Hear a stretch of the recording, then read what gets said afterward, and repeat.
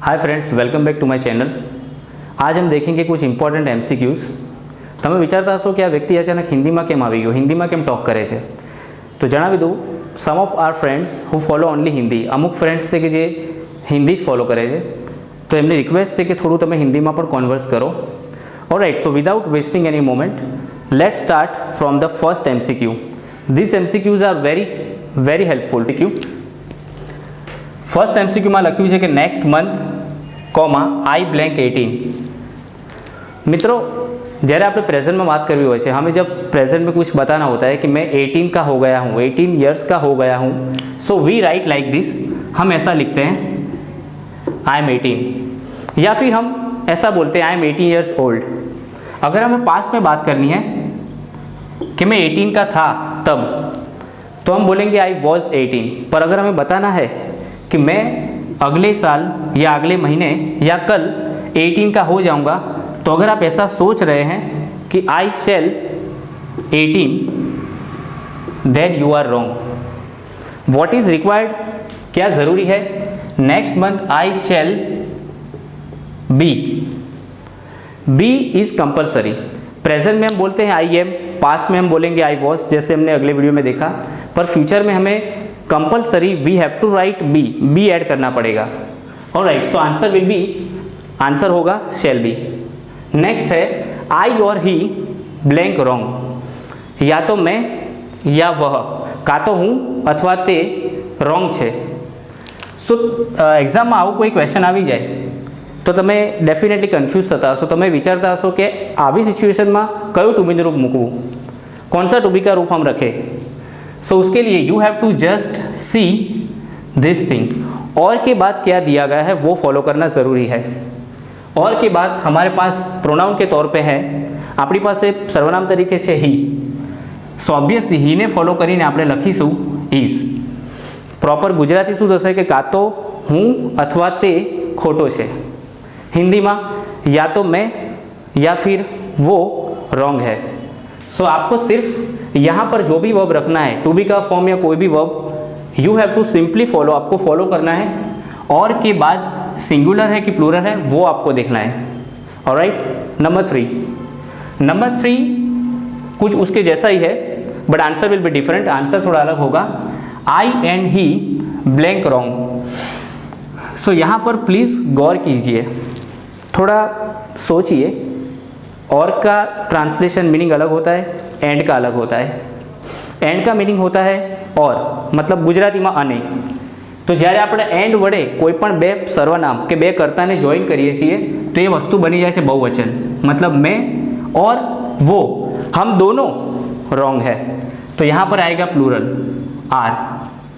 Alright friends, number 4 के अंदर लिखा है the CM chief minister along with his ministers blank coming today। Gujarati में कहीए तो चीफ मिनिस्टर मुख्यमंत्री along with તેમના મિનિસ્ટર્સની સાથે કમિંગ એટલે આવી રહ્યા છે, ટુડે એટલે આજે, પ્રેઝન્ટ ટેન્સ की बात है, वर्तमानની વાત છે। टू बी रूप આપણે મૂકવાનું છે। टू बी का फॉर्म हम कैसे डिसाइड करेंगे? ऑब्वियसली आप सोचोगे कि मिनिस्टर दिया गया है तो आप सोचोगे कि प्लूरल आंसर आएगा, तो आप सोचोगे are will be the right answer. आपको लगेगा कि भी यहाँ पर आर आंसर आएगा, बट यू आर रॉन्ग। जब भी ऐसा कोई क्वेश्चन MCQ आप कहीं भी देखते हो तो साथ में मैं ये नंबर 5 भी ऐड करना चाहूँगा।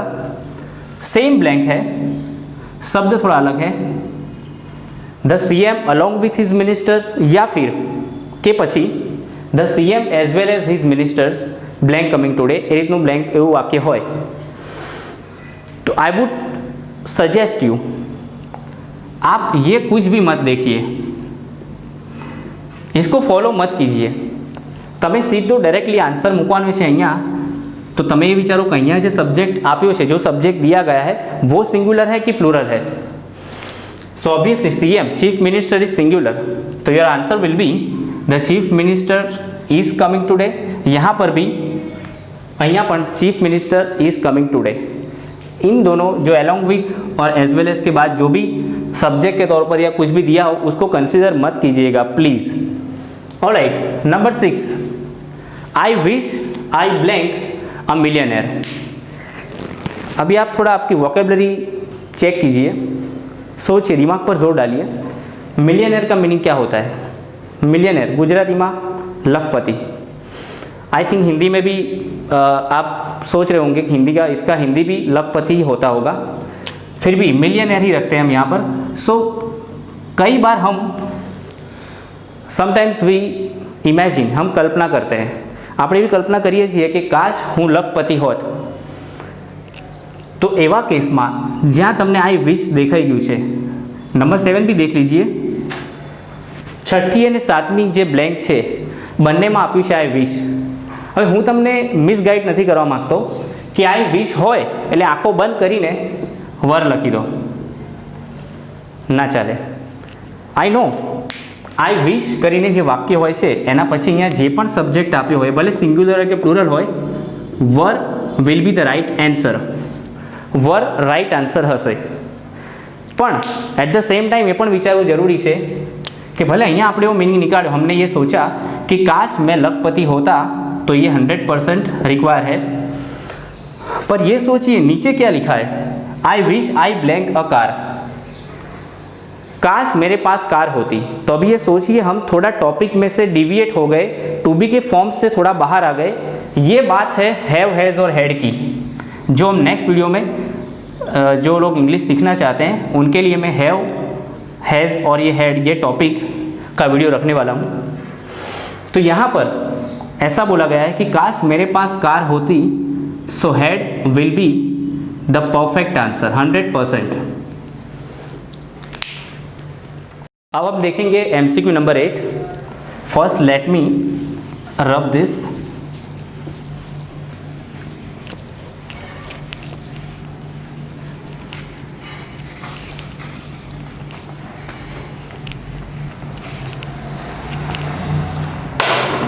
Alright friends, number 8, a number of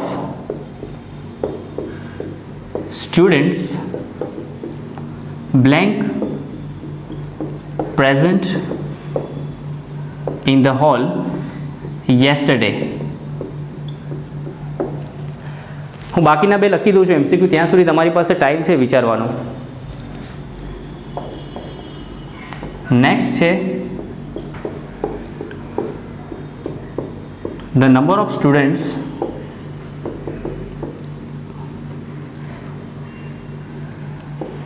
blank 85 in my class। Present थोड़ा अंदर ऐड कर देते हैं, now. And last, I blank a car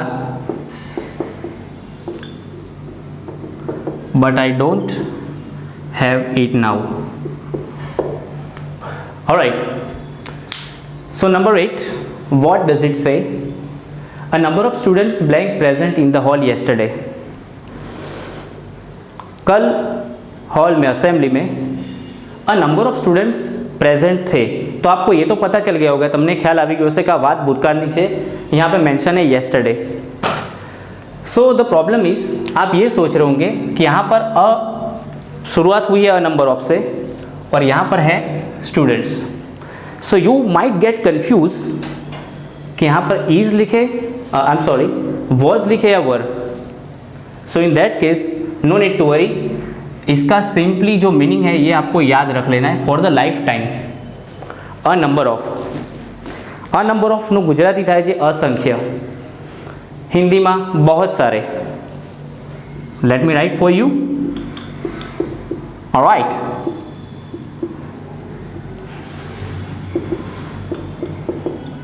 in Gujarati and in Hindi. So now it's clear, अभी क्लियर है कि ये प्लूरल है। A number of students blank present in the hall, मतलब कल बहुत सारे स्टूडेंट्स प्रेजेंट थे। सो आंसर आप समझ ही गए होंगे, प्लूरल आएगा वो। कल हॉल में बहुत सारे स्टूडेंट्स प्रेजेंट थे, प्लूरल था, इसलिए वर आंसर आया। હવે આપણે જોઈશું નંબર 9। નંબર 9 પણ થોડું એવું લાગે છે કે કાકા બાપાના હોય, લોકો એકબીજા વગર ચાલે નહીં। तो नंबर 9 में है द नंबर ऑफ। अभी आप ये सोच रहे होंगे कि ये जुड़वा पिक्चर कहाँ से आ गई। So the number of students, तो आप ये सोच रहे होंगे कि ये भी सेम ही बात हुई ना।